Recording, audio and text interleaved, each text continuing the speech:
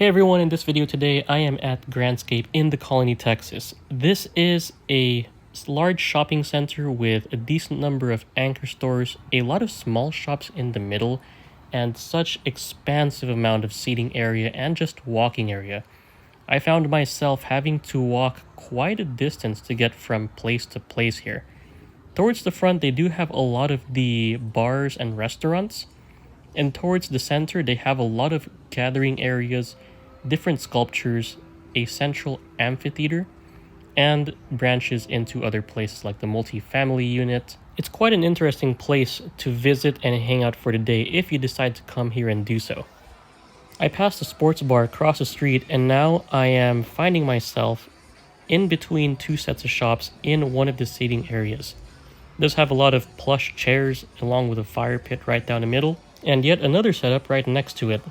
Compared to a traditional shopping mall, what they try to do here is make big gathering areas and even smaller gathering areas to try to get people to come here and hang out. Trying to make it more like a hangout lifestyle area more than a traditional mall where shop after shop after shop are right next to each other and you're just packed right down the middle of the shops. Walking through here, much more seating area, much more expansive spaces. Here are a bunch of smaller shops, of which more local flavors are within. Right to the back there, they have a large multi-family unit.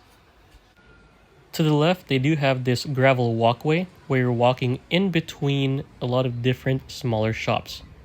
There are sweet shops, there are arts and craft shops. It's pretty interesting. Try to make it like a very small town type marketplace feel.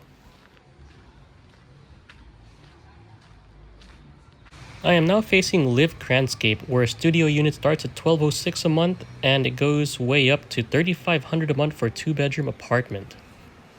To the right of that, there is a fountain and even more seating area, where people are just sitting, hanging out, enjoying some coffee or gelato. There is another walkway between Andretti and that coffee shop to the right there.